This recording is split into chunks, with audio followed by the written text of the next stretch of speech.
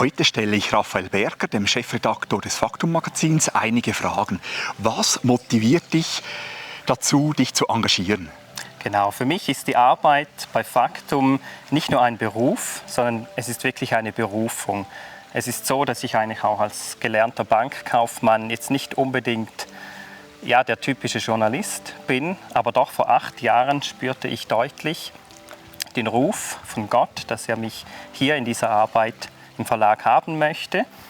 Zuerst arbeitete ich im Bereich Marketing, Abo-Verwaltung und dann unterstützte ich meinen Vorgänger, Thomas Lachenmeier, immer mehr in der Redaktionsarbeit.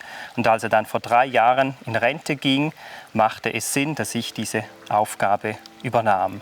Ja, und für mich ist die einzigartige Mischung, die wir bei Faktum haben, aus Mensch, Natur, Glaube, das ist einfach etwas, das mich begeistert und jeden Tag auch mit Freude erfüllt.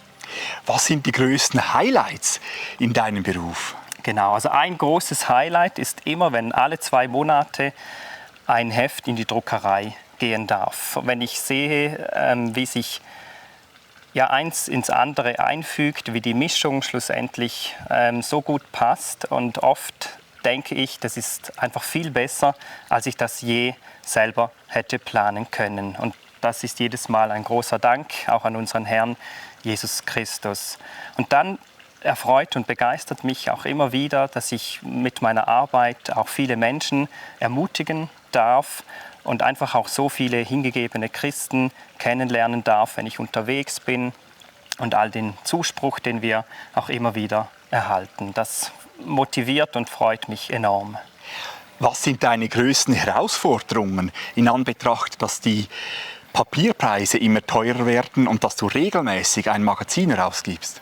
Genau, also das ist sicher eine große Herausforderung. Einerseits eben, du hast es gesagt, die gestiegenen Preise, dann auch die Tatsache, dass die Menschen immer weniger lesen. Das ist schon eine Herausforderung, der wir gegenüberstehen. Und dann ist es auch so, dass wir doch in Faktum sehr viel über Politik, Gesellschaft berichten. Und da sind die Themen doch auch immer auch sehr schwer von der Weltlage, in der wir uns befinden.